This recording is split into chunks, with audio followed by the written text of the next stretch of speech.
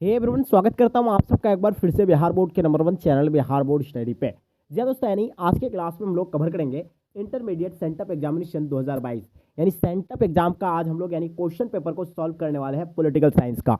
तो dear student, जो exam दे चुके हैं उनके लिए भी यह है और जो एग्जाम नहीं दिए उनके लिए भी है। अगर आप एग्जाम दे दिए हैं तो इसका आंसर की आप मिला सकते हैं, अगर आप नहीं दिए हैं तो इसको अच्छे से नोट कर लीजिएगा मेरे डियर स्टूडेंट। आपको यही पेपर सेम टू सेम हूबहू आपको यही पेपर देखने को मिलेगा। अच्छे से इसको अच्छे नोट कर लीजिए या याद कर लीजिए, क्योंकि आपको यही क्वेश्चन सेम टू सेम यही बिल्कुल हूबहू आपको देखने को मिलेगा आपके एग्जाम में। तो चलेगा, इसको हम लोग शुरू करते हैं। उससे पहले आपसे मेरा एक छोटी सी रिक्वेस्ट है कि अभी तक अगर आप मेरे चैनल को सब्सक्राइब नहीं किए हैं तो चैनल को सब्सक्राइब कर लेंगे और साथ में अपने दोस्तों को एक बार जम करके शेयर कर देंगे, क्योंकि काफ़ी बच्चे जो आप लोग यानी टेंशन में रहते थे कि सर यानी सेंटअप एग्जाम को क्वालिफाइड हम कैसे करें। तो बिल्कुल आप निश्चिंत रहिए, क्योंकि अब सीधे सीधे हम लोग क्वेश्चन पेपर को ही सॉल्व करेंगे।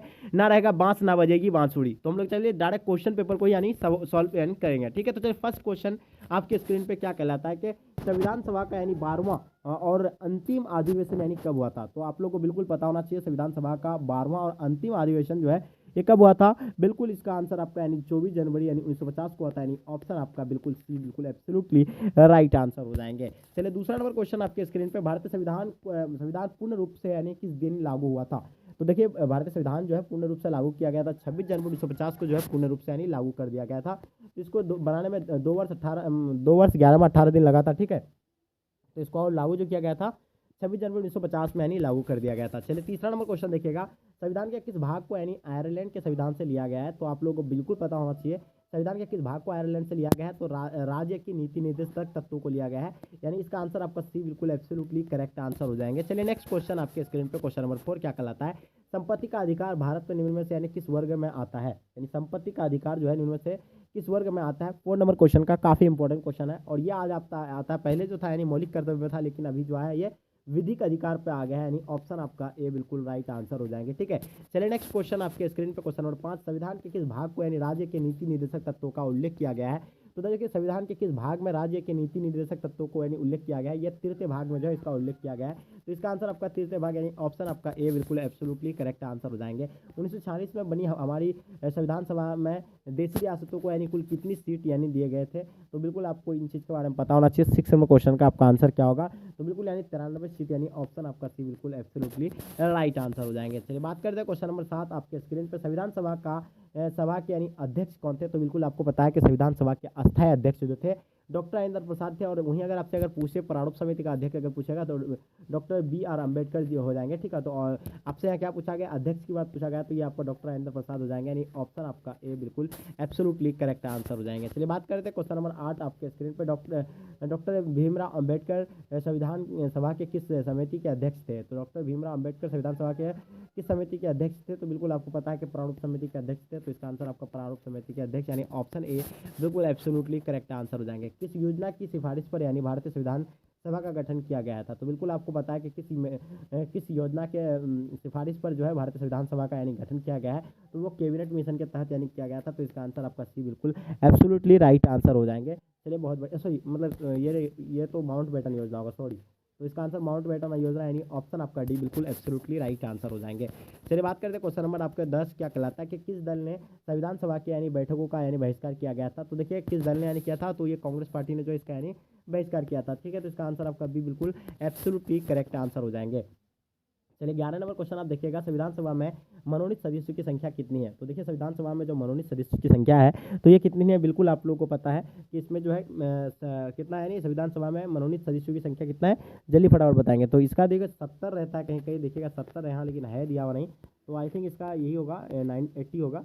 ठीक है, चलिए आगे देखिएगा आपके स्क्रीन पे, संविधान ने किस भाषा को यानी राजभाषा का दर्जा दिया गया है। तो बिल्कुल आप लोगों को पता है संविधान ने जो है हिंदी को राजभाषा का दर्जा दिया गया था। तो इसका आंसर आपका भी बिल्कुल एब्सोल्युटली राइट आंसर हो जाएंगे।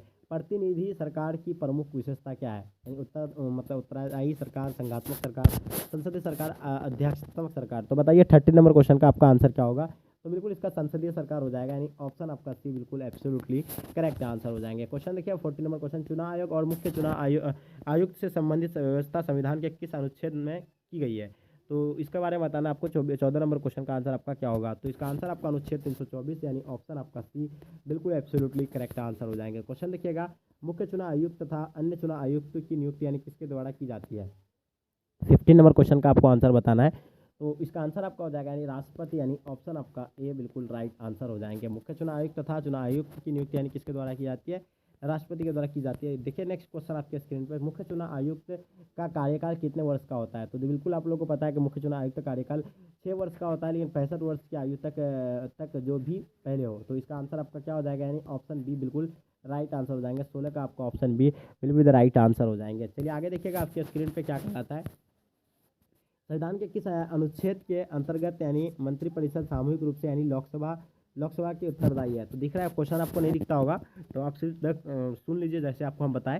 तो इसका आंसर आपका क्या हो जाएगा 17 का, तो बिल्कुल इसका राइट आंसर हो जाएगा यानी 75 यानी ऑप्शन आपका बी बिल्कुल राइट आंसर हो जाएंगे। चलिए आगे देखिएगा आपके स्क्रीन पे, भारतीय उपराष्ट्रपति का निर्वाचन यानी किया जाता है, यानी भारतीय उपराष्ट्रपति का निर्वाचन जो किया जाता है यानी किनके द्वारा किया जाता है। 18 नंबर क्वेश्चन का आप लोग आंसर बताइएगा। तो देखिए इसका उस निर्वाचक मंडल द्वारा यानी जो राष्ट्रपति को चुनता है, यानी इसका आंसर आपका भी बिल्कुल एब्सोल्युटली राइट आंसर हो जाएंगे। चलिए आगे देखिएगा आपके स्क्रीन पे, राज्य की कार्यपालिका की शक्ति थी यानी राज्य की कार्यपालिका शक्ति किसके हाथ में होता है, ये आप बताइए। तो 19 नंबर क्वेश्चन का आपका आंसर क्या हो जाएगा, तो राष्ट्रपति के हाथ में होता है मतलब राज्य की कार्यपालिका शक्ति किसके हाथ में है, नहीं राष्ट्रपति के हाथ में। तो इसका आंसर आपका डी बिल्कुल राइट आंसर हो जाएंगे। चलिए आगे देखिएगा आपके स्क्रीन पे, दोनों सदनों को यानी दोनों सदनों की यानी संयुक्त बैठक की अध्यक्षता कौन करता है। तो बताइए इसका आंसर आपका क्या होगा, 20 नंबर क्वेश्चन का आंसर क्या होगा। तो बिल्कुल इसका आंसर आपका लोकसभा का अध्यक्ष हो जाएंगे, यानी ऑप्शन आपका सी बिल्कुल एब्सोल्युटली राइट आंसर हो जाएंगे। क्वेश्चन देखिएगा 21 नंबर क्वेश्चन, संसद की यानी प्राक्कलन समिति का सदस्य यानी कौन होते हैं। तो जल्दी बताइए 21 नंबर क्वेश्चन का आपका आंसर क्या हो जाएगा। तो इसका कमेंट करके आप लोग जरूर बताइए इसका आंसर क्या होगा, ठीक है, कमेंट करके जरूर बताइएगा। चलिए आगे देखिएगा, राज्यसभा में कोरम के लिए यानी निर्धारित सदस्य यानी संख्या कितनी है। तो बताइए इसका आंसर आपका क्या होगा, 22 नंबर क्वेश्चन का आंसर फटाफट कमेंट करके जल्दी बताइए इसका आंसर आपका क्या हो जाएगा, ठीक है। चलिए तो इसका जो आई होप मतलब कहीं दिया हुआ रहता 50, कहीं 75 दिया हुआ रहता, तो इसका आप लोग भी आंसर कमेंट करके जरूर बताइएगा। विधान परिषद की सदस्यों की कार्यकाल कितना होता है, विधान परिषद का जो सदस्य का कार्यकाल जो होता है वो कितना होता है, ये बिल्कुल आपको पता है कि 6 वर्ष का होता है। तो बिल्कुल इसका आंसर 6 वर्ष यानी ऑप्शन आपका बी बिल्कुल राइट आंसर हो जाएंगे, ठीक है। चलिए आगे देखिएगा आपके स्क्रीन पे, क्वेश्चन नंबर 24 देखिएगा क्या कहलाता है कि सर्वोच्च न्यायालय के न्यायाधीश को यानी नियुक्ति यानी कौन कराता है, यानी सर्वोच्च न्यायालय की न्यायाधीश की नियुक्ति यानी कौन कराता है। 24 नंबर क्वेश्चन का आंसर आप बताइएगा। तो बिल्कुल आपको पता होना चाहिए कि इसका नियुक्ति जो है कौन कराता है, बिल्कुल राष्ट्रपति कराता है। कौन कराता है, यानी राष्ट्रपति। तो ऑप्शन आपका ए बिल्कुल राइट आंसर हो जाएंगे। चलिए आगे देखिएगा, संघवाद का पुरातन यानी क्लासिकी यानी दृष्टिकोण क्या है। तो बताइए 25 नंबर क्वेश्चन का आपका आंसर क्या होगा, फटाफट कमेंट करके जरूर बताइएगा 25 नंबर का, जल्दी बताएंगे इसका आंसर क्या होगा, ठीक है। तो इसका आंसर आप लोग बता रहे सर, राज्य की मतलब क्या स्वतंत्रता का दृष्टिकोण या केंद्र की शक्ति का विरोधी। तो इसका आंसर आपका भी राइट आंसर हो जाएंगे। चलिए आगे देखिएगा आपके स्क्रीन पे, भारतीय संविधान के किस अंतर्गत यानी संघ और राज्यों के बीच यानी शक्तियों का विभाजन किया जा प्रेरणा पर आधारित है। तो ये अमेरिका के इसमें आधारित है। ये क्वेश्चन थोड़ा आपको साफ नहीं दिखता होगा, ठीक है। भारतीय संविधान के अंतर्गत संघ और राज्यों के बीच यानी शक्तियों का विभाजन किसके प्रेरणा पर आधारित है, तो अमेरिका के है। तो नेक्स्ट क्वेश्चन देखिएगा आपके स्क्रीन पे क्या कहलाता है, 27 नंबर क्वेश्चन, इनमें से कौन सा राज्य सूची का विषय है। तो बताइए राज्य सूची का विषय इनमें से बताना आपको। 27 नंबर क्वेश्चन का आंसर क्या हो जाएगा, तो इसका आंसर आपका कानून व्यवस्था होगा, ठीक है। चलिए आगे देखिएगा आपके स्क्रीन पे, क्वेश्चन 28 क्या कहलाता है कि 42वें संविधान संशोधन द्वारा किस विषय को यानी समवर्ती सूची में जोड़ा गया है। तो बताइए 42वें संविधान संशोधन द्वारा यानी विषय की समवर्ती सूची में यानी जोड़ा गया जनसंख्या नियंत्रण, सार्वजनिक स्वास्थ्य यानी फौजी और विधिक या जेल। तो 28 नंबर क्वेश्चन का आपको आंसर बताना है, इसका आंसर आपका क्या हो जाएगा, तो जनसंख्या नियंत्रण, ठीक है। चलिए आगे देखिएगा आपके स्क्रीन पे, ये देखिए इसका आंसर आप लोग जनसंख्या नियंत्रण होगा या आपका सार्वजनिक व्यवस्था होगा, कमेंट करके जरूर बताइएगा आप लोग, ठीक है। बताइए 29 नंबर क्वेश्चन का आंसर क्या होगा, भारतीय संघ में एकता का कौन लक्षण है। तो बताइए भारतीय संघ में जो एकता का लक्षण, आपको एकता का लक्षण बताना है। तो इसका आंसर आपका एक मतलब एकाहारी नागरिकता हो जाएगा, यानी ऑप्शन आपका ए बिल्कुल राइट आंसर हो जाएंगे, ठीक है। चलिए आगे देखिएगा आपके स्क्रीन पे, क्वेश्चन क्या कहलाता है 30 नंबर क्वेश्चन, 73वें संविधान संशोधन के तहत पंचायती राज संस्थाओं का यानी कार्यकाल कितने वर्ष का होता है। यानी 75वें संविधान संशोधन के तहत पंचायती राज संस्था का कार्यकाल 5 वर्ष का होता है। आप लोगों को पता है कि पंचायती राज संस्था का जो मतलब कार्यकाल होता है वो 5 वर्ष के बाद जो है इलेक्शन का होता है। फिर यानी नेक्स्ट क्वेश्चन देखिएगा आपके स्क्रीन पे, निम्न में से यानी पंचायती राज के प्रबल समर्थक कौन थे। 31 नंबर क्वेश्चन का आंसर बताइए इसका प्रबल समर्थक, यानी इनमें से सभी राइट आंसर हो जाएंगे, ठीक है।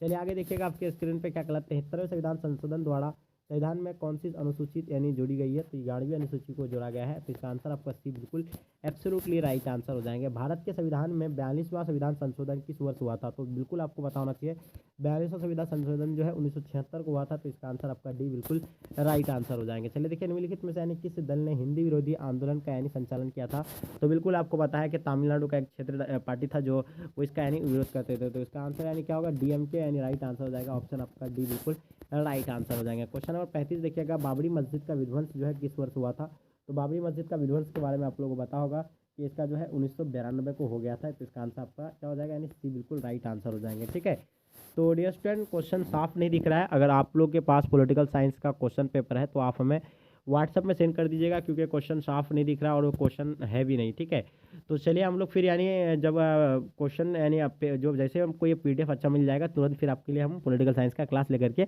आ जाएंगे। तो चलिए यहीं तक आज के क्लास को एंड करते हैं। जब तक के लिए जय हिंद, जय भारत।